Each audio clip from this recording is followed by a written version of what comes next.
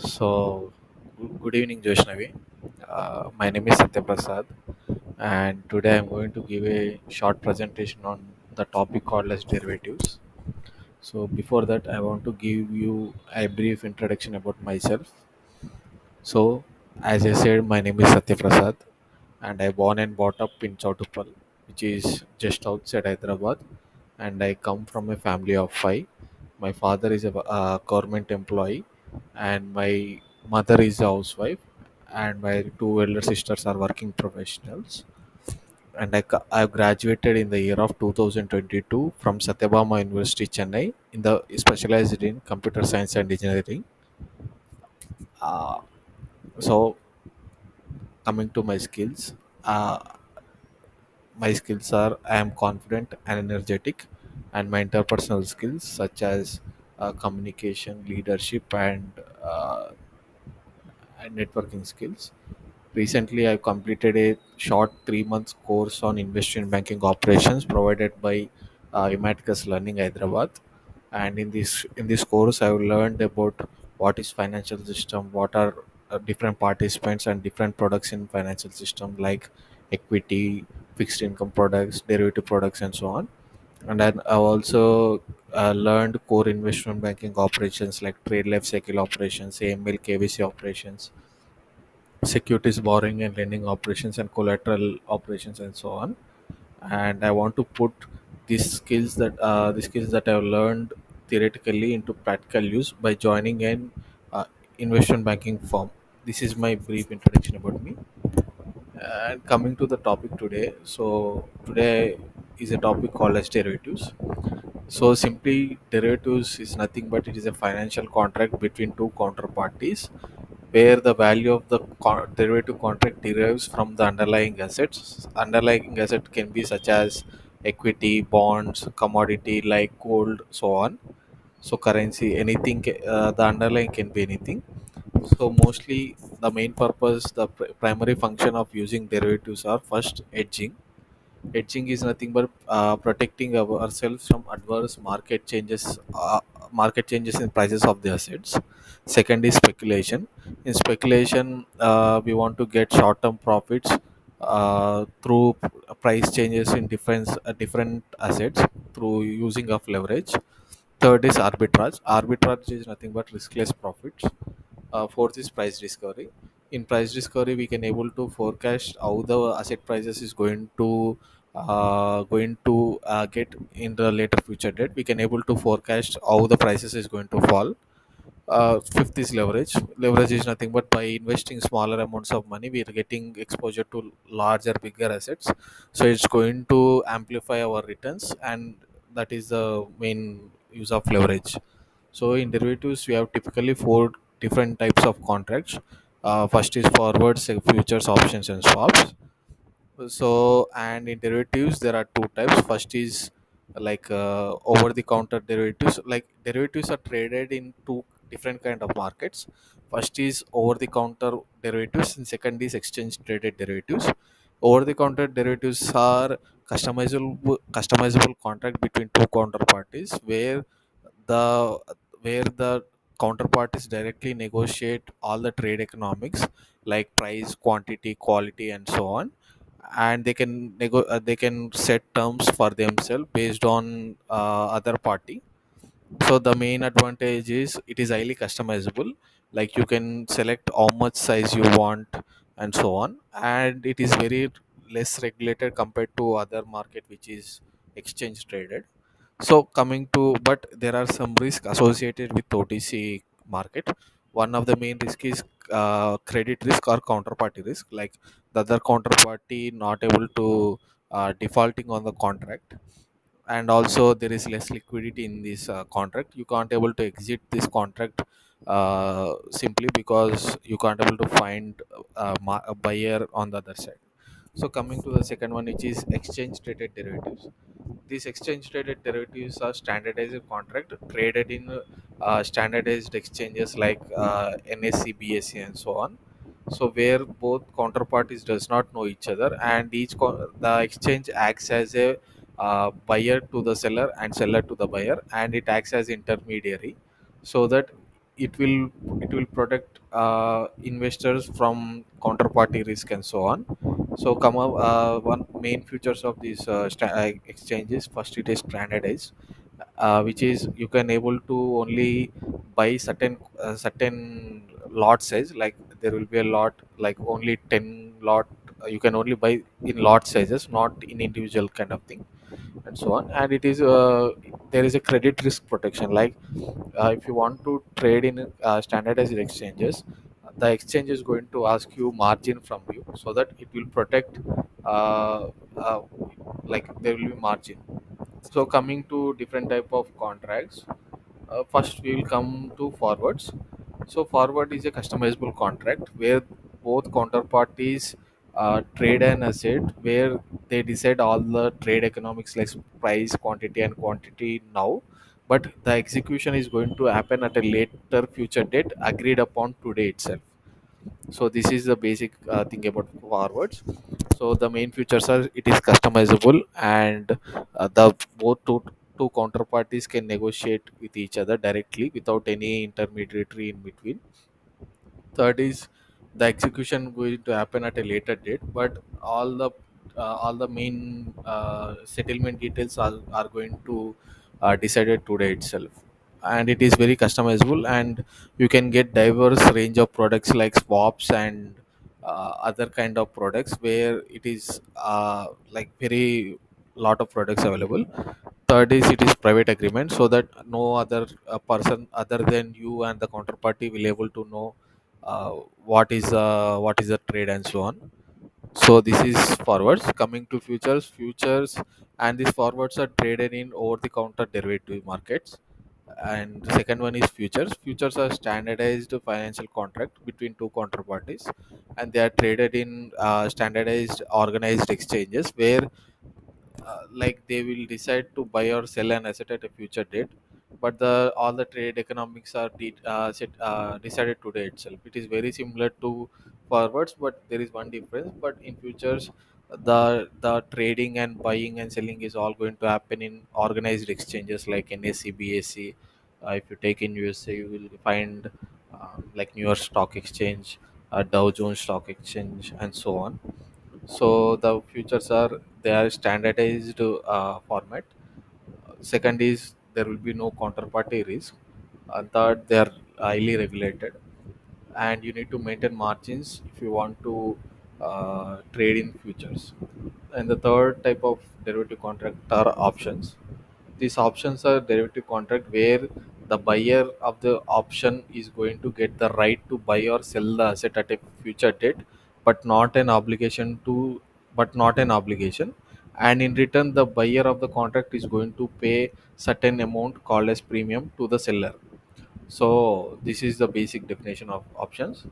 There are two type of options. First one is call option. In the call option, the option buyer has right to buy an asset at a future date, but not at a predetermined price today itself, but not an obligation to buy. And here there are two sides of the contract. First is option buyer, and this option buyer is the person who is going to pay premium to the other person in return for the option to buy, but not an obligation. And the option seller in return is going to get that premium amount, and is going to give the option to the seller. And the option buyer is called as long call, and is also called as long call because he's the person who is paying to the other counterparty to get that option. Whenever, the thing you need to remember is that whenever you are buying something, the person who is buying the contract is is in long position, is considered as long position. And there is short call. In short call, it is called as like the person who is taking the premium is called a short call. Second one is put option. In the put option, the option, it is a financial contract where the option buyer gets the right to sell an asset at a predetermined price today at a future, but the execution is going to happen at a future date, but not an obligation to sell. So here the person, there is long put and short put. The long put is a person who is paying the premium to get this option for him, and there is a short, like a short put. The short put is the person who is taking the premium amount in return in exchange for the option given to the buyer. So if you take in this scenario, the call option buyer, as like let's take a small example. In this call option scenario, just a minute.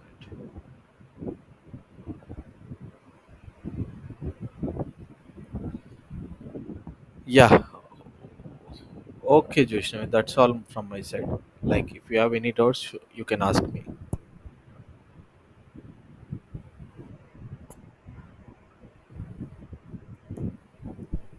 Hello. Yeah, yeah.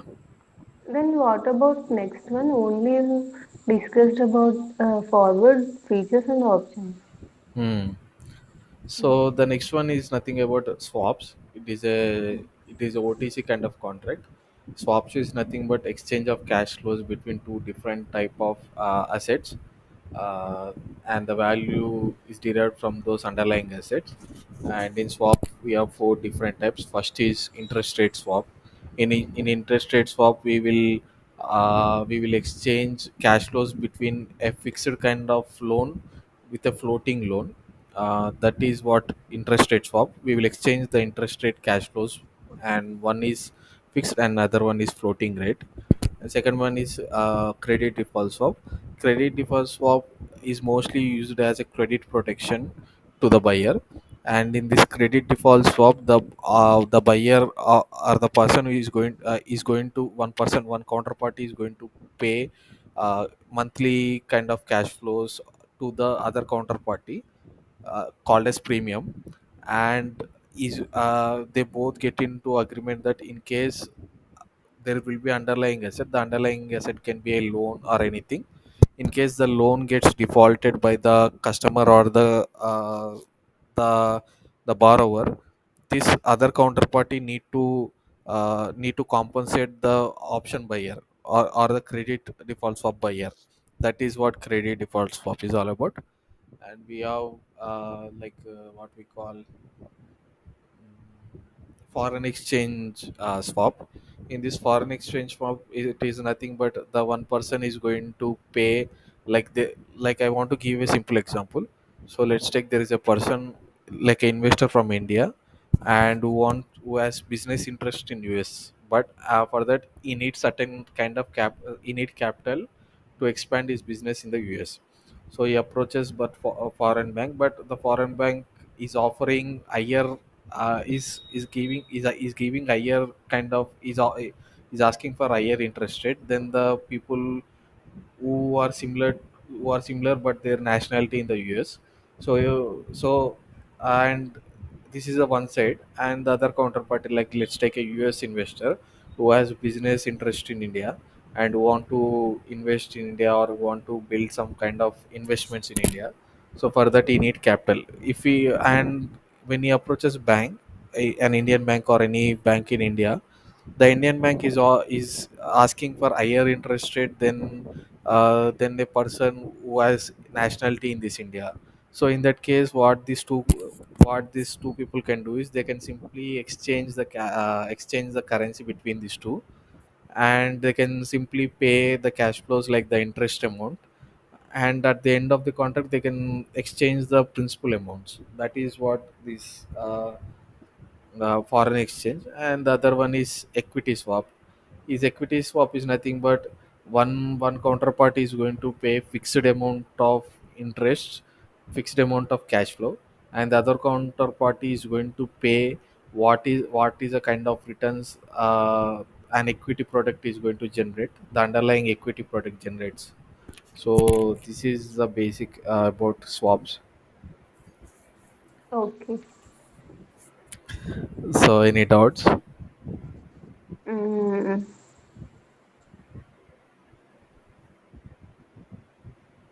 I guess in options you are going to tell one example, then why you stop that example.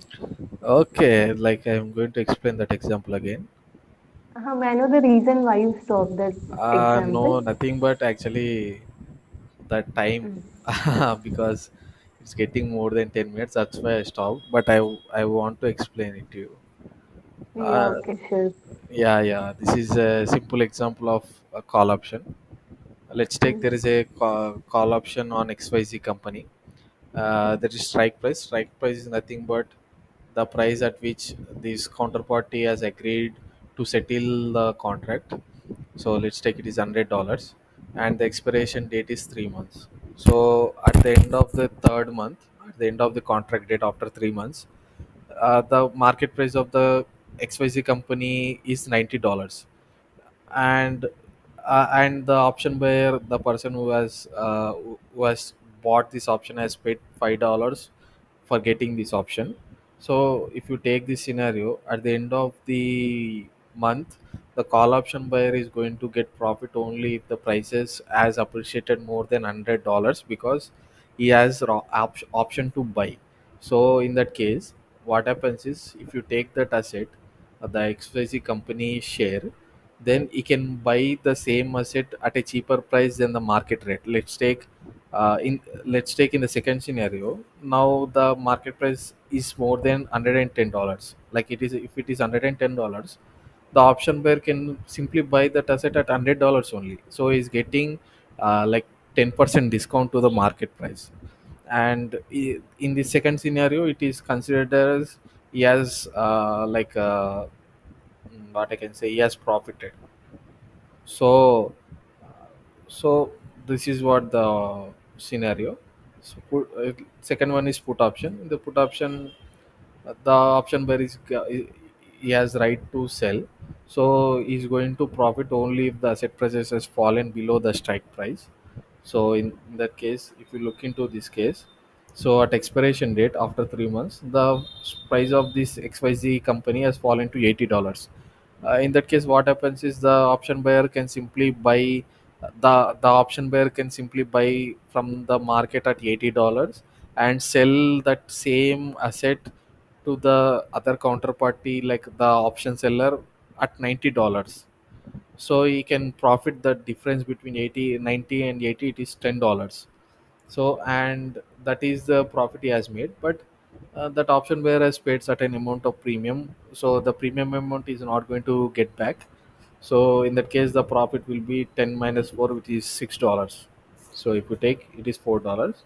So as he has made $6, and the option seller has lost in this contract, because he has to buy the similar asset at higher price because of this derivative contract.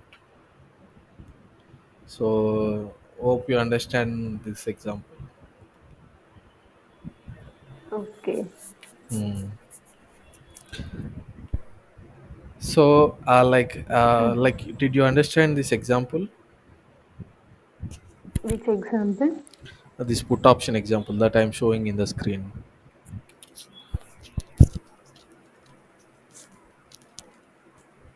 Hmm?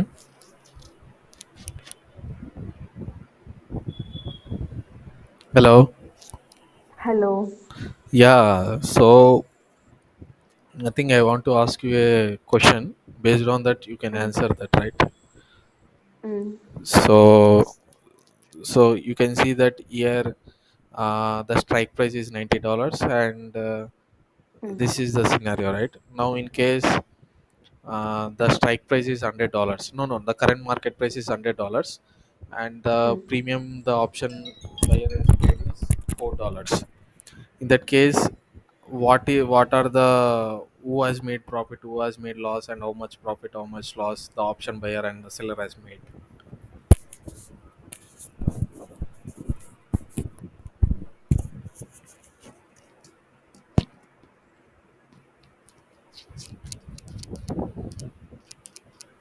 Hmm?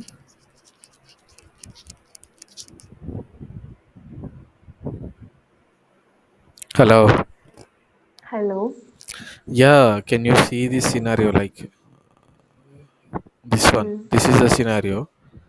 So if this is the scenario, explain me who will make profit. Option buyer. Why? This is put option. Remember Why? that.